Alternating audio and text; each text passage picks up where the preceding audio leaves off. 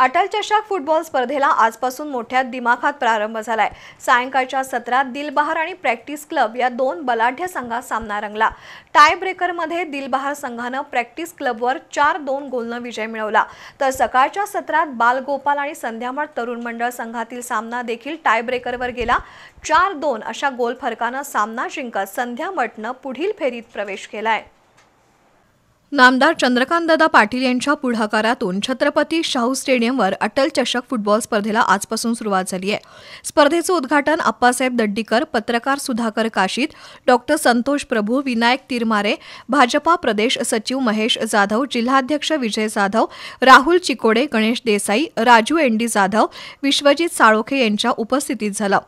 सायंकाळच्या सत्रात बलाढ्य दिलबहार तालीम मंडळ आणि तुल्यबळ प्रॅक्टिस क्लब संघात सामना झाला। सुरुवातीपासूनच दोन्ही संघांकडून सरस खेळाचं प्रदर्शन घडलं। दिलबहारकडून रोहन दाभोळकर, अजीज मोमीन, सतेज साळोखे, प्रथम भोसले, शोएब बागवान, तर प्रॅक्टिस क्लबकडून सागर चिले, साहिल डाकवे, सूरज जाधव, अक्षय सरनाईक, शिवम पवार यांनी आक्रमक चढाया केल्या। मात्र सामन्याच्या संपूर्ण वेळेत दोन्ही संघांना गोल नोंदवता आला नसल्यानं हा सामना टाय ब्रेकरवर गेला। अखेर या सामन्यात दिलबहार संघानं प्रॅक्टिस क्लबवर 4-2 गोल फरकानं विजय मिळवत पुढील फेरीत प्रवेश केला। सकाळच्या सत्रात बालगोपाल तालीम मंडळ आणि संध्यामठ तरुण मंडळ संघात सामना झाला।